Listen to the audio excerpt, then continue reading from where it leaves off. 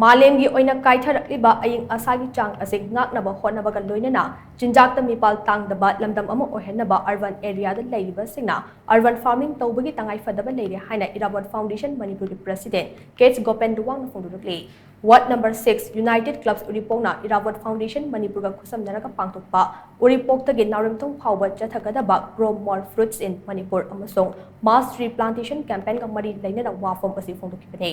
Thauram aduda Ward number 6 United Clubs Uripok ke thongni sing Uripok Hidrom Laikai Development Committee ki President L Bicom amade committee asigi member kaya susur yakhe campaign adu hawdokpa oina Uripok Hidrom Laikai ge nambul mapal padingda uhai panba ujara kaya thakhe Thauram aduga mari lainana GOPEN makatana hai Ward number 6 United Club Uripokna mapung oiba thodang loduna pangtokpa campaign asina sustainable development ki makhada piriba goal sing asigi manungda taraga humdoi shuba goal oiba climate action asi sawatle urban area gi miyamna urban farming tawbagi tangai phadaba adu ngasi dilakle masigi mathakta vertical farming tawduna nomada changba chana thaknaba kolam sing yumgi akoibada thaduna CHINJAK ta MEEPAL TANGDABA LAMDAM ama oinaba honaminasi hainasu mahna makha chana phundukhe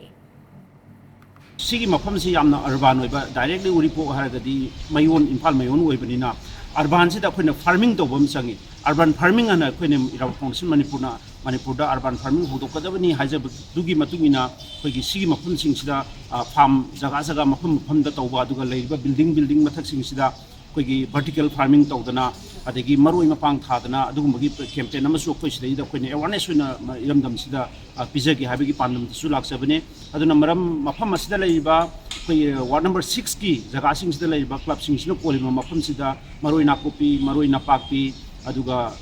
even akhoi awa phadigom na sing singse akhoi yumthak sing da thar kanda akhoi climate action da akhoi nungsa phuraga maisa phagolpoi mahuta asang amantana oirba akhoi city mo ohenbada akhoi IRABOT Foundation Manipur na haiba makhan singi sar sing do akhoi na lemna akhoi pijagani sida thaningba kaigumba kaino lergadi ward number 6 ki akhoi leibiba hanjing akhoi National President sing akhoi thanin hoida pau phawira kanda IRABOT Foundation Manipur da su phawira kanda madugi poto campaign ni makha sathaji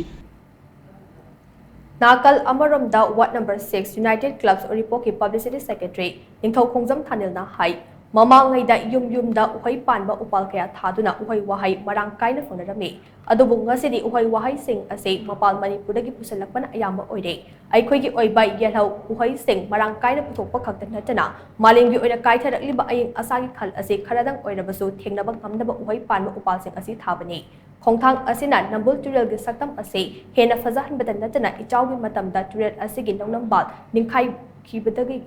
kanba ngamlagani haina mahna phungdokhe तो अखोइना करी मरमगी नंबुल तोरबानदा उहैसिंग असि थारिबनो हाय कानसिदा ngसाigi अखोइ उहैसि उ सिंगजे तोरबान सिंगसिदा ngसाigi उ नतम अतोपा अतै इंखोल करिकरा कोइसलकपा अदगिदि फत्ता हॉबदी लंगसनबो ओरकपा Sumba सिंगसिदा ngसाigi तुरियनसि इसिंग चौकपा कानसिदा soul erosion थोलकना लैराइ निंगाइबा फटपा सिंग तोबोसे असि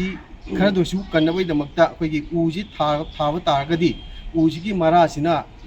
लैराइ सिंगची फाजलगा लैराइ निखाइबदैसु कनबा अदगी अखोइगी उहैसु चाबा सिदासु नतना हुजकानगी इंखलकलिबा अंगांग सिंगसी साजेलसि तौद्रेब अमता अदुना ngसाigi उ फजबा चेरैगुंबा कैरोगुंबा थाबदुदी मिटना येंबददी फजै अदुगा मदुगी कानाबुदी काय oxygen बुदी पिरगसु मदुदी हेना कानाबुदी काय हेना फंगदे